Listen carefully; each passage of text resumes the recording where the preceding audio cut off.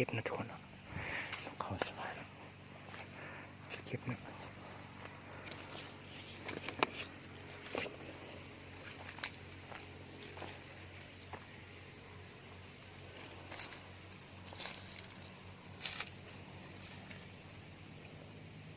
มีคนซากอย่างนี้นะทุกคนแต่บุเห็นนกเนาะขนตกซากแต่บุเห็นตัวนะ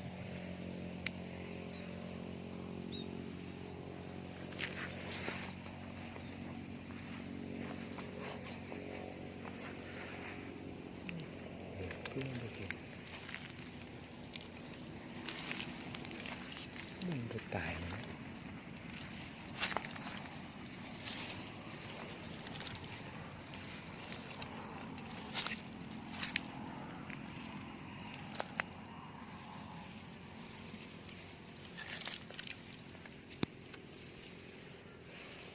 ซากมัน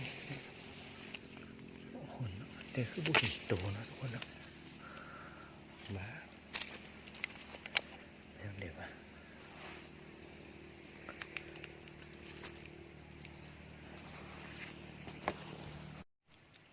เห็นแล้วทุกคนเนาะ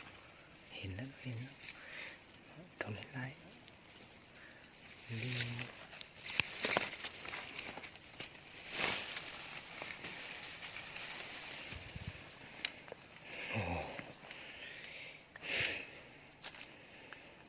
ถือปันนี้นะยังบดตายทุกคนโอ้โหยมมันเข้าไปรีในสื่อนะทุกคนได้ตัวนะปันนี้เนาะเมื่อกี้เขาถือดีปันนี้ยังบดเห็นยังป้าไปทางใดใครก็ได้ตกนะเข้าไปรีใน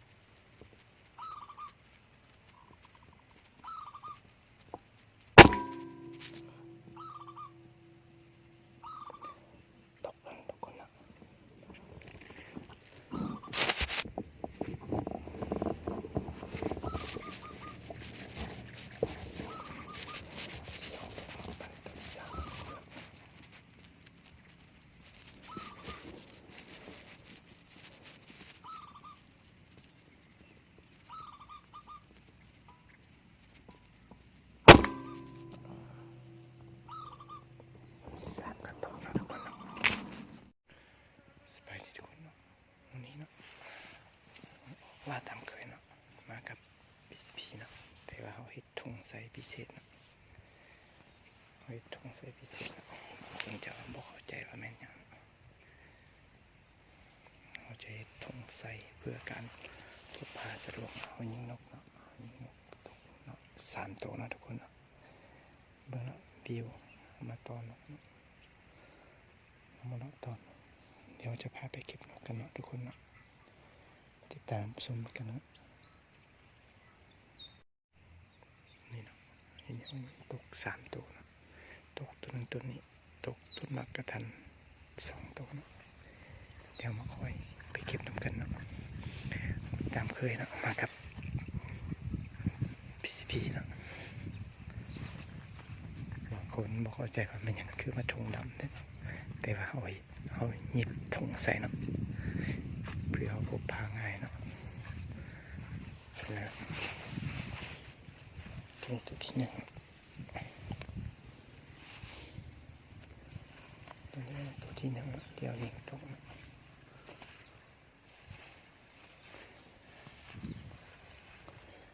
เดี๋ยวก็สอบตัวที่ 2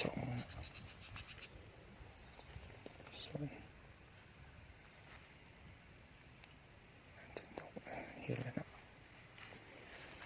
ตัวที่ 2เนี่ยแล้วตัวที่ 3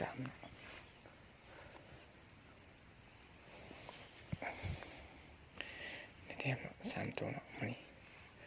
สำหรับเสาเนี่ยเนาะสมบิวเอามาต่อแถวอย่างนี้เนาะมันจะก็เห็นดีเนาะเราอยู่แถวป่าทึบเขาจะโบเห็นครับอะไรเนาะแต้มทุกคนเนาะ3 ตัวเนาะมากับคือเก่าตามเคยPCPคือเก่าเนาะสำหรับซ้ำนี่ฟ้าบดเนี่ยเนาะเลยมาลองต่อผมว่าสิมีนกบ่เนาะสรุปว่าได้ตัวเนาะ3 ตัวเนาะได้ตัวเนาะมันทำเคยเนาะทุกคนเนาะมาติดตามชมกันเนาะเราสิไปต่อว่าสิมีอย่างไรเขายิงบ่เนาะทุกคนเนาะมาสวยรุ่นน้ำข้าพเจ้าเนาะสวยมันรุ่นกันเอาสิไปต่อว่าเขาสิมีนกอย่างไรเขายิงต่อเนาะ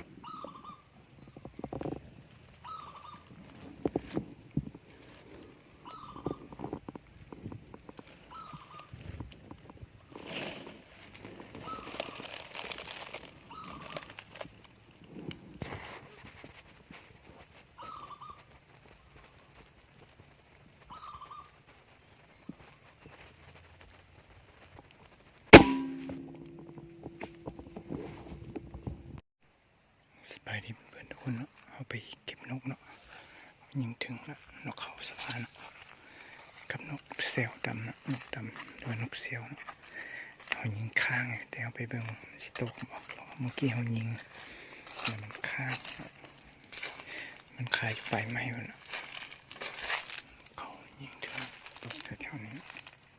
เห็นแล้วนะ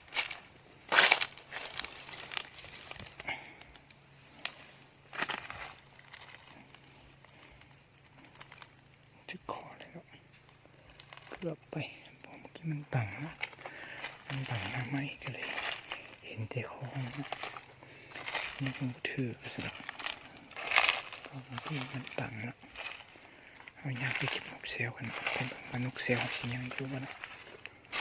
ผมเกี่ยวยิงมันขาดเดี๋ยวเอาไปจับแนมมันถึงออกตกนะ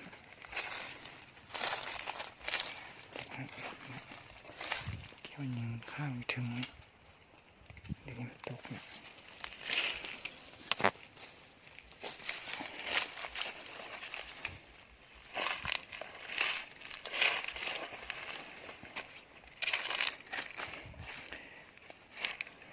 เขาเก็บมาถึงนะเขาสว่างนะเลยละไม่เต็มอยู่เดี๋ยวมันติดตามกันเราสิไปไล่ยิงต่อว่าสิได้เห็นนกยังนกเพราะว่าเขายังเห็นนกดำนกเสียวนะยังบินดิ้นอยู่แถวๆนั้นเนาะแถวๆป่าตรงนั้นเนาะเดี๋ยวเขาสิลองไปติดตามมันว่าสิพอมีเพราะเมื่อกี้นี้ยังเห็นบิน2-3 ตัวอยู่แถวนั้นเนาะเดี๋ยวไปเบิ่งกันเนาะ